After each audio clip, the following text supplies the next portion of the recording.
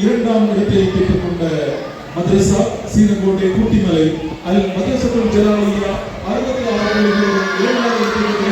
இடத்தை அடுத்து 92 என்ற ஆகக்கூடலான புள்ளிகளுடன் அக்கரகோட அல் மதரசத்துல்